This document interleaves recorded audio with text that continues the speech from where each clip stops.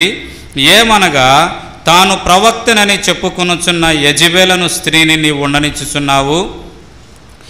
జారత్వము చేయుటకును విగ్రహములకు బలిచిన వాటిని తినుటకును అది నా దాసులకు బోధించుచు వారిని మోసపరచుచున్నది. కాబట్టే మనం ఇక్కడ చూస్తూ ఒక విషయాన్ని గ్రహించాం. ఏంటి అంటే అక్కడ 2వ అధ్యాయము మొదటిలో అంటే 19వ వచనములో నీ క్రియలు, నీ ప్రేమ, నీ విశ్వాసము, నీ పరిచర్య, నీ సహనము, నీ మొదటి క్రియల కన్నా నీ కడపటి క్రియలు మరి ఎక్కువైనవని ఎరుగుదును. అంటే అన్ని విషయాలు, చాలా విషయాల్లో, క్రియల్లోనూ, విశ్వాసములోనూ, తర్వాత పరిచర్యలోను, ప్రేమలోను, తర్వాత సహనములో కూడా వీటన్నిటి విషయాల్లో అంటే మొదట ఉన్నదానికన్నా రెట్టింపుగా ఇప్పుడు నీవు ఉన్నావు. అయినప్పటికీ కూడా నీ మీద ఒక తప్పు మోపవలసి ఉన్నది.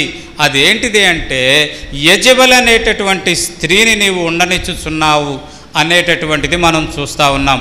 ఈ యెజెబెల్ అనేటువంటి స్త్రీ ఆ సంఘంలో ఉండటం ద్వారా అక్కడ జరుగుతూ ఉన్నటువంటి విషయాలు ఏంటి అంటే మనం అక్కడ చూసాం. చూడండి, అక్కడ మనం 20వ వచనంలో మనం చదువుతున్నాం. యెజెబెలను స్త్రీని నీవు ఉండనిచ్చున్నావు, జారత్వము చేయుటకును విగ్రహములకు బలిచ్చిన వాటిని తినుటకును అది నా దాసులకు బోధించుచు వారిని మోసపరచుచున్నది అనేటటువంటిది మనం చూస్తూ ఉన్నాం. అంటే అన్నీ బాగానే ఉన్నాయి, కానీ ఒక్కటి అది నీలో ఉంది. కాబట్టి దాని విషయంలో నీవు మారు మనసు పొందాలి అని ప్రభువారు సెలవిచ్చారు. ఏంటి ఆ ఒక్కటి అంటే జారత్వము చేసి అది యెజెబెల్ అనేటువంటి స్త్రీని నువ్వు ఉండనిస్తూ ఉన్నావు. ఆ యెజెబెల్ అనేటువంటి స్త్రీని ఉండనిచ్చటం ద్వారా అది ఆ సంఘంలో ఏమి బోధిస్తూ ఉంది లేదా ఏమి ప్రేరేపిస్తూ ఉందంటే ఒకటి జారత్వము చేయటానికి, రెండవది విగ్రహాలకు బలిచ్చినటువంటి వాటిని తినటానికి అది వారిని మోసపరుస్తూ ఉంది. ఆ యెజెబెల్ అనే స్త్రీని ఉండనిచ్చడం ద్వారా సంఘాన్ని మోసపరుస్తూ ఉంది అనేటటువంటిది మనం చూస్తూ ఉన్నాం. కాబట్టి జారత్వము అంటే వ్యక్తిగత శరీరాన్ని పాడు చేసేటటువంటిది జారత్వం అనేది మనం చూస్తూ ఉన్నాం.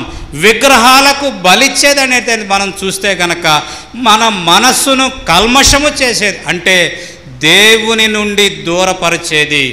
దేవుని వైపు కాకుండా మనం మరి దేని వైపు చూసినా అది విగ్రహమే.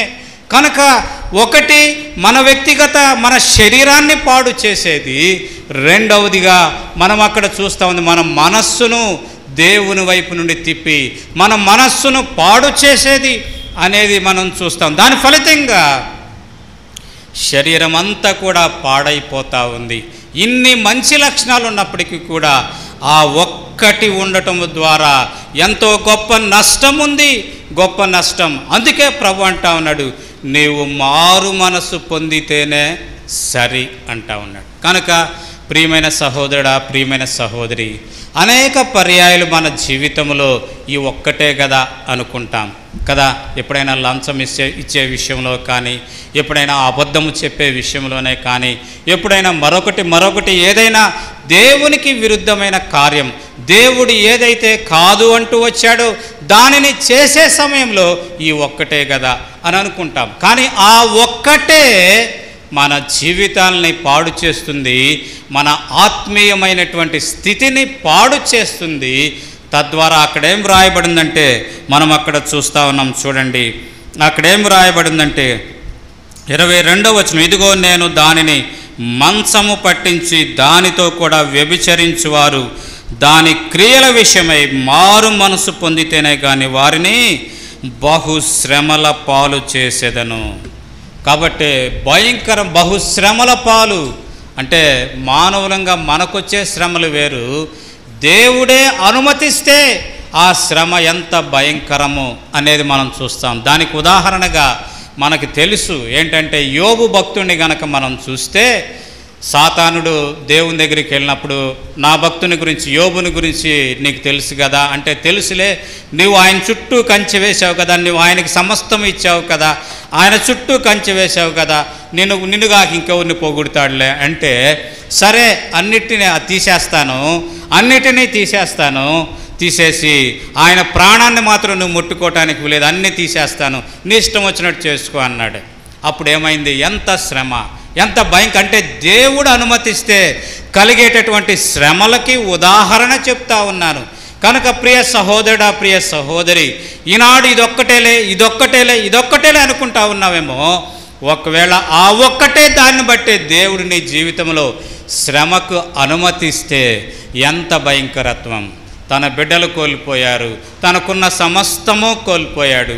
చివరికి తనను ఎవరు గుర్తుపట్టలేనటువంటి స్థితిలో సిల్లపెంకు తీసుకొని తన శరీరాన్ని, తాను కలిగినటువంటి ఆ బాధ నుండి శరీరానికి ఉపశమనం కోసం శరీరాన్ని రుద్దుకుంటూ గీరుకుంటూ ఉన్నటువంటి ఆ భయంకరమైనటువంటి స్థితి.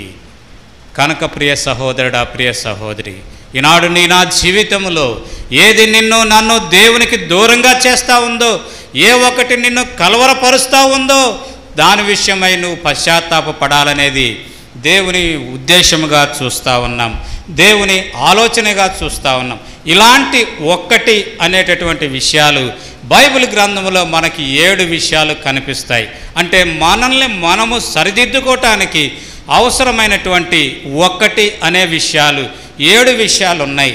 వాటిని నేను మీకు జ్ఞాపకం చేసి ముగించటానికి ప్రయత్నం చేస్తాను. కనుక గమనిద్దాం. మొదటిది ఇదే విషయం, యెజెబెల్ అనేటటువంటిది.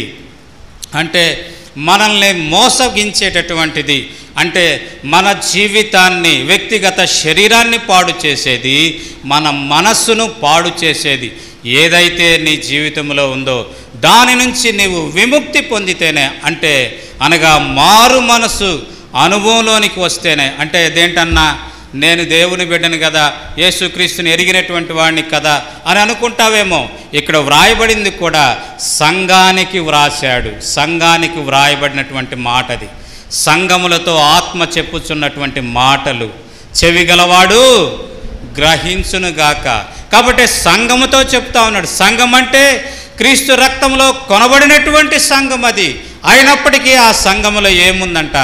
యెజెబెల్ ఉందంట, యెజెబెల్ ఉంది. కనుక వ్యక్తిగత నీ జీవితంలో కావచ్చు, నీ కుటుంబ జీవితంలో కావచ్చు, నీ సంఘ జీవితంలో కావచ్చు, యెజెబెల్కి నువ్వు స్థానం ఇస్తూ ఉంటే ఆ సంఘం పతనమవుతుంది, ఆ సంఘం మోసగించబడుతుంది, ఆ జీవితం పతనమవుతుంది, ఆ జీవితం మోసగించబడుతుంది, ఆ కుటుంబం. జాగ్రత్త సుమా, జాగ్రత్త. కనుకనే మనం తిరిగి ప్రభు దగ్గర పశ్చాత్తాపం పొందాలని, ఆ రీతిగా పశ్చాత్తాపం పొంది ప్రభు